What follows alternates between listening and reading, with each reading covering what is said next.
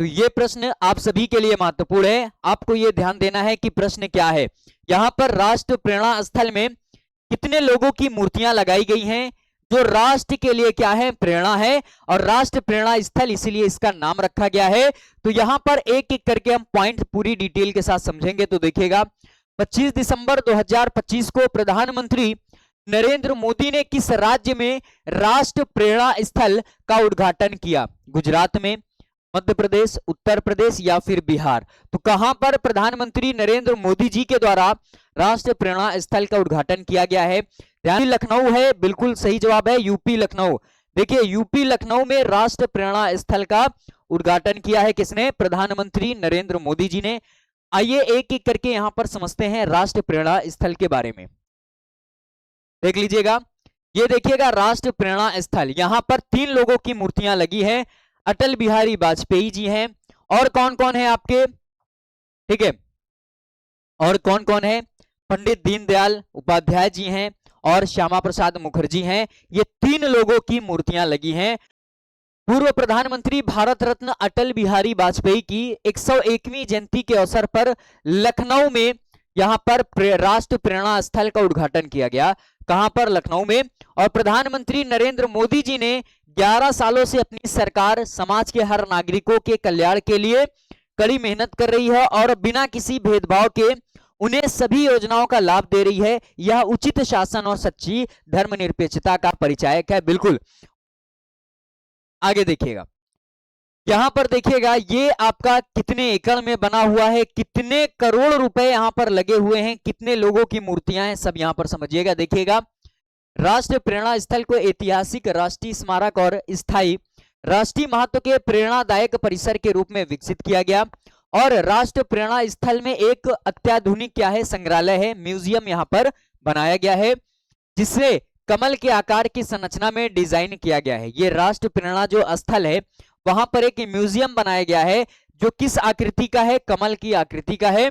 यह लगभग 98,000 वर्ग फुट में फैला हुआ है आपका ये राष्ट्र प्रेरणा स्थल। यह संग्रहालय भारत की राष्ट्रीय यात्रा और इन दूरदर्शी नेताओं को योगदान को उन्नत डिजिटल और इमर्सिव तकनीक के माध्यम से प्रदर्शित करता है। यह आगंतुकों के एक आकर्षक शैक्षिक अनुभव प्रदान करता है। राष्ट्रीय प्रेरणा स्थल का उद्घाटन निस्वार्थ नेतृत्व और सुशासन के आदर्शों, क्योंकि 25 दिसंबर गुड गवर्नेंस डे मनाया जाता है, तो इसके लिए क्या है, ये आपका मनाया गया। इसकी स्थापना की गई राष्ट्रीय प्रेरणा स्थल की। आगे देखिएगा, लगभग 230 करोड़, कितनी? 230 करोड़ रुपए की लागत से 15 एकड़ के बड़े इलाके में यहाँ पे 98,000 वर्ग फुट में फैला हुआ है ये आपका जो म्यूजियम है वो डिजाइन किया गया है।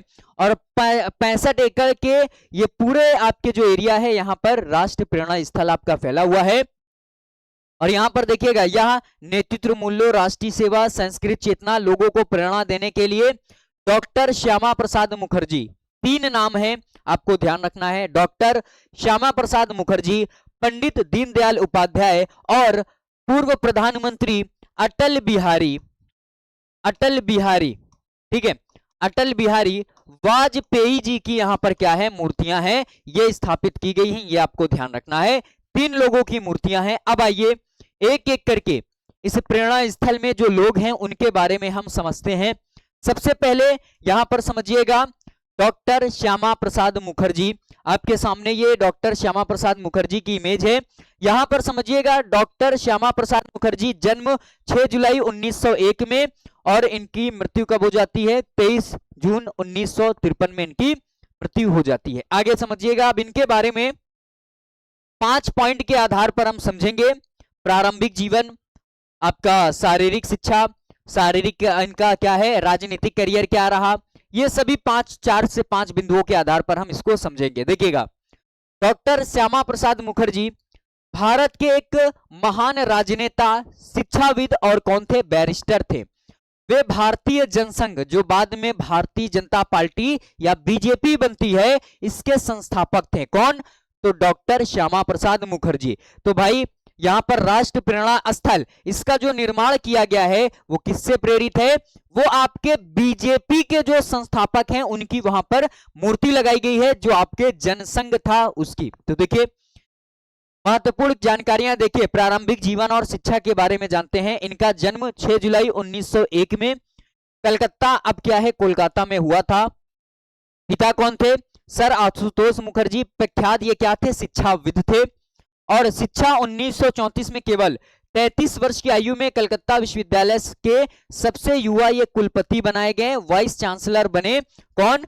तो डॉक्टर श्यामा प्रसाद मुखर्जी 33 साल की उम्र में आपके कलकत्ता विश्वविद्यालय के सबसे युवा चांसलर बने, कुलपति बने। आगे देखिएगा, राजनीतिक करियर की बात करें स्वतंत्रता के बाद, देखिए प्रथम कैबिनेट मंत्री, वे स्वतंत्र भारत की पहली सरकार जवाहरलाल नेहरू की कैबिनेट में उद्योग और आपूर्ति मंत्री बने।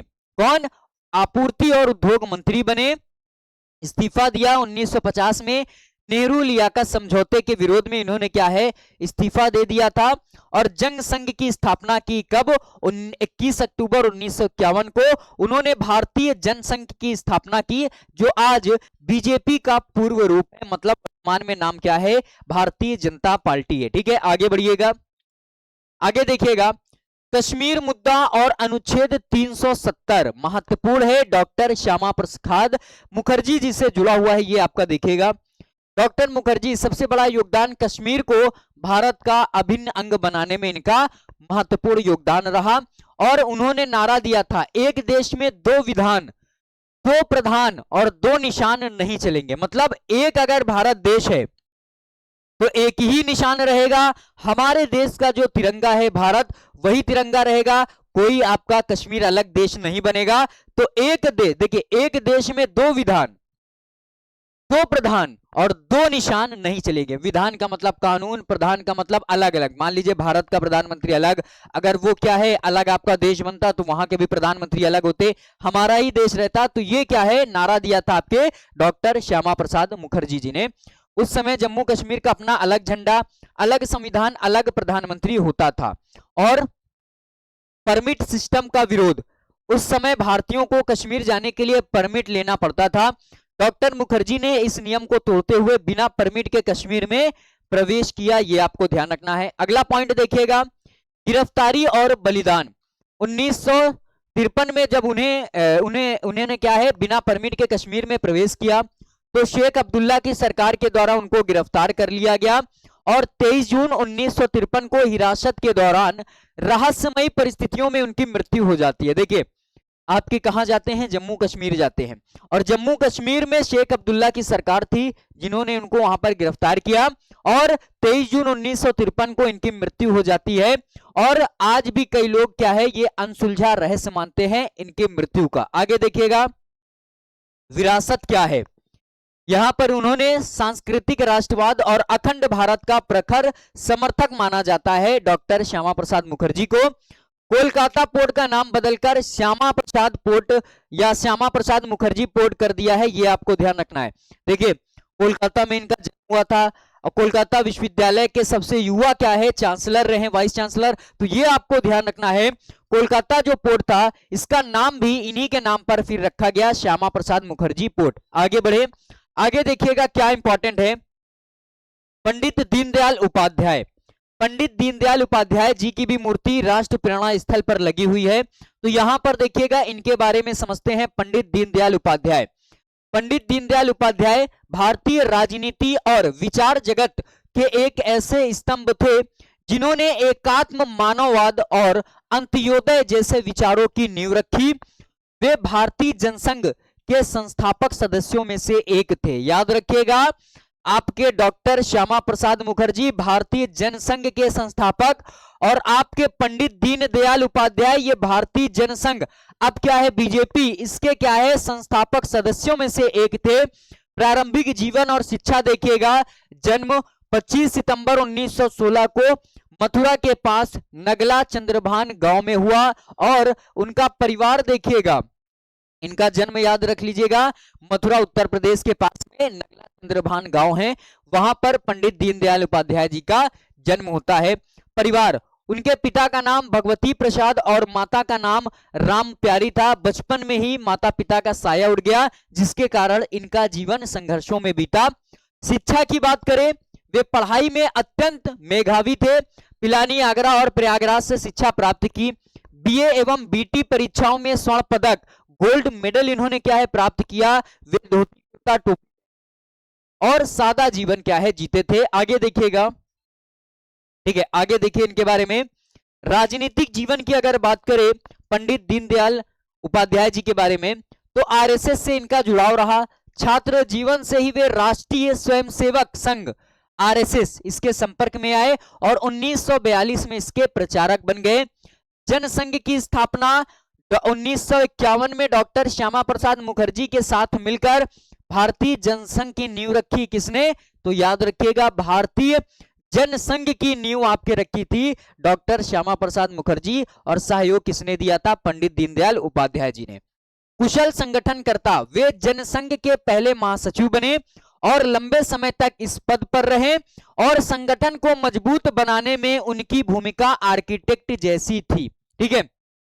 अध्यक्ष पद दिसंबर 1967 में भारतीय जनसंघ के अध्यक्ष चुने गए। देखिए 1967 में ये क्या होता है, भारतीय जनसंघ के अध्यक्ष चुने गए पंडित दीनदयाल उपाध्याय जी, और लेकिन दुर्भाग्यवश इस पद पर वे केवल 43 दिन ही क्या है रह सके। आगे देखिएगा, प्रमुख विचारधारा की अगर बात करें, एकात्म मानववाद यह क्या है? देखिए यह पूंजीवाद और साम्यवाद दोनों से अलग एक भारतीय दर्शन है, जिसमें माना गया है कि मनुष्य का शरीर, मन, बुद्धि और आत्मा, इन चारों का संतुलित विकास ही सच्चा सुख है। यह टुकड़ों में नहीं बल्कि समग्रता में सोचने का क्या है विचार है। अंत्योदय मतलब अंतिम से उदय। ठीक है, अंत्योदय का मतलब अंतिम से उदय, अंतिम व्यक्ति का उदय। उनका मानना था कि विकास का पैमाना अमीर व्यक्ति नहीं बल्कि समाज की अंतिम पंक्ति में खड़े सबसे गरीब व्यक्ति होना चाहिए, और सरकार की योजनाओं का लाभ उस तक पहुंचना ही असली सफलता है। ये आपके जनसंघ के जो संस्थापक सदस्य में थे उनकी क्या है विचारधारा है, पंडित दीनदयाल उपाध्याय जी की। इसलिए इन सब के बारे में आपको जानना जरूरी है। जो राष्ट्र प्रेरणा स्थल है वो किनसे प्रेरित होकर इसकी स्थापना की गई है, ये आपको जरूर याद रखना है। आगे देखिएगा, साहित्यिक योगदान की बात करें तो बेहतर लेखक और पत्रकार भी थे आपके पंडित दीनदयाल उपाध्याय जी। पत्रिकाएं इनकी देखिए राष्ट्र धर्म मासिक थी, उसके बाद क्या है पांचजन्य, ये क्या है साप्ताहिक पंडित दीनदयाल उपाध्याय। ठीक है, स्वदेश दैनिक जैसे पत्रों का भी संपादन इन्होंने किया। पुस्तक सम्राट Chandragupta, Jagat Guru Shankaracharya, the two plans, ये किसकी है? आर्थिक योजनाओं पर आधारित है पंडित दीनदयाल उपाध्याय जी की। और पॉलिटिकल डायरी मोस्ट इंपॉर्टेंट है, एग्जाम में काफी बार पूछी गई है, पंडित दीनदयाल उपाध्याय जी। आगे रहस्यमय मृत्यु इनकी होती है। घटना 11 फरवरी 1968 की सुबह उनका शव मुगल सराय रेलवे स्टेशन, अब नाम क्या हो चुका है मुगल सराय रेलवे स्टेशन का, पंडित दीनदयाल उपाध्याय जंक्शन, इस नाम से जाना जाता है। रहस्यमयी हालत में ये क्या होती है, इनकी मृत्यु हो जाती है, और मुगल सराय स्टेशन के पास आपके रहस्यमयी हालत में ये मिलते हैं।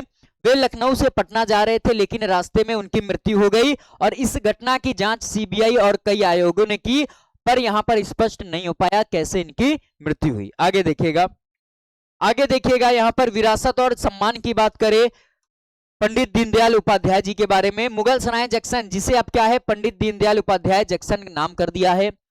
योजनाएं देखिएगा, भारत सरकार की कई गरीब कल्याण योजनाएं जैसे पंडित दीनदयाल अंत्योदय योजना, इनके नाम से क्या है चलाई जा रही हैं।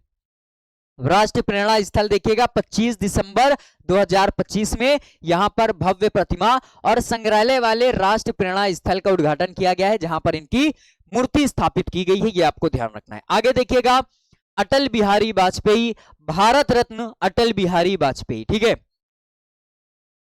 देख लीजिए अटल बिहारी वाजपेयी जी के बारे में, प्रारंभिक जीवन इनके बारे में। 25 दिसंबर 1924 को ग्वालियर मध्य प्रदेश में इनका जन्म होता है। सुशासन दिवस उनका जन्मदिन कब? 25 दिसंबर। तो 25 दिसंबर को ही सुशासन दिवस या गुड गवर्नेंस डे क्या है मनाया जाता है, यह आपको ध्यान रखना है। शिक्षा देखिएगा, राजनीतिक विज्ञान में एमए की डिग्री इन्होंने प्राप्त की। एक पत्रकार भी थे।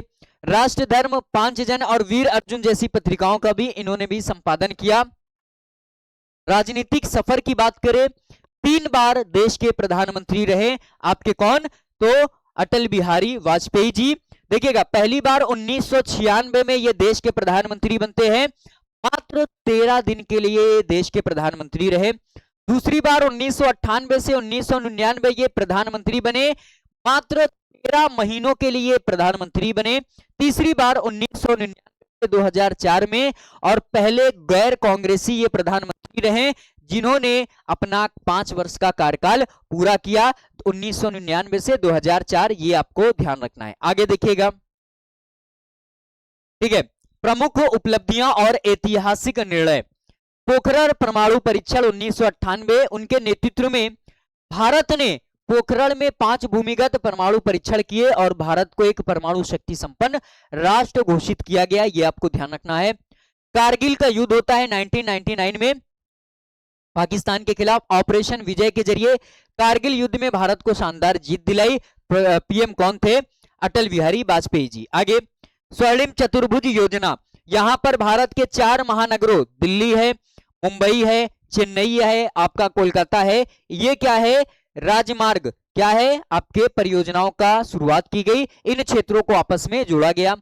प्रधानमंत्री ग्राम सड़क योजना, गांवों को पक्की सड़कों से जोड़ने के लिए ऐतिहासिक योजना शुरू की, यह भी आपको ध्यान रखना है। सर्व शिक्षा अभियान, 16 से 14 वर्ष के बच्चों के लिए मुफ्त और अनिवार्य शिक्षा को बढ़ावा देने का अभियान शुरू किया। बताइए संविधान के किस अनुच्छेद में इसके बारे में कहा गया है और किस संविधान संशोधन के द्वारा यह जोड़ा गया है, आपका जो अनुच्छेद है। आगे देखिएगा, लाहौर बस यात्रा इन्होंने क्या है? शुरुआत की। पाकिस्तान के साथ रिश्ते सुधारने के लिए 1999 में दिल्ली से लाहौर तक बस सेवा सदा ए सरहद की इन्होंने क्या है? बस यात्रा की थी, ये भी आपको ध्यान रखना है। आगे देखिएगा, ठीक है। आगे देखिए इनके बारे में, सम्मान और पुरस्कार की बात करें तो 2015 में भारत का सर्वोच्च नागरिक सम्मान इनको दिया गया। कौन सा है? भारत रत्न। तो सर्वोच्च नागरिक सम्मान भारत रत्न मिला। पद्म विभूषण कब दिया गया था? 1992 में, लोक सेवा के लिए। और सर्वश्रेष्ठ सांसद पुरस्कार 1994 में दिया गया, उत्कृष्ट संसदीय प्रदर्शन के लिए। आगे देखिएगा, कवि हृदय और व्यक्तित्व, इनके बारे में अगर बात करें तो वाजपेयी राजनेता होने के साथ साथ एक संवेदनशील कवि भी थे। उन्होंने क्या है? उनकी प्रसिद्ध रचनाओं में गीत नया गाता हूं, मौत से ठन गई है और कदम मिलाकर चलना होगा शामिल है, ये ध्यान रखिएगा। राजनीति में अजात शत्रु, जिसका कोई शत्रु ना हो, कहा जाता था अटल बिहारी वाजपेयी। मतलब ये ऐसे नेता थे कि इनका कोई दुश्मन ही नहीं था, ये पार्टी विशेष नहीं, ये देश विशेष के लिए क्या है? कार्य करते थे। आप किसी भी पार्टी से हो, कोई भी, देखिए अटल बिहारी वाजपेयी जी के बारे में अगर आप किसी से भी पूछेगा, उन्होंने, उनका एक वक्तव्य फेमस है, मैं हिंदू होने में तो गर्व महसूस करता हूं, पर उससे भी ज्यादा गर्व महसूस मैं भारतीय होने में करता हूं, ये इनका वक्तव्य है। तो जिसके अंदर धर्मनिरपेक्ष भावना होगी, राष्ट्र प्रथम देश प्रथम की भावना होगी, तो कोई भी उसका क्या है? शत्रु नहीं होगा। तो इनको अजात शत्रु कहा जाता था राजनीति में। और वाक्पटुता और व्यक्तित्व के क्या थे? ये कायल थे। निधन क्या होता है? 16 अगस्त 2018 में इनका निधन होता है दिल्ली में। और समाधि स्थल देखिएगा, इनकी समाधि स्थल का क्या नाम है? सदैव अटल, ये आपका समाधि स्थल का नाम है। राजघाट के पास में ही है, बताइएगा राजघाट किसकी समाधि स्थल है? जल्दी आप कमेंट करिएगा। आगे देखिएगा, स्थल से जुड़े हुए प्रश्न थे। देखिए किनके आधार पर यह राष्ट्र प्रेरणा स्थल की स्थापना की गई और जिनकी मूर्तियां स्थापित की गई वो किससे जुड़े रहे, इनकी विचारधारा क्या थी, सब आपको बताया हूं यहां पर। तो आप सभी के लिए यह जानना जरूरी है कि राष्ट्र प्रेरणा स्थल, वहां पर जितने लोगों की मूर्तियां लगाई गई हैं वो किससे जुड़े हुए हैं, ठीक है।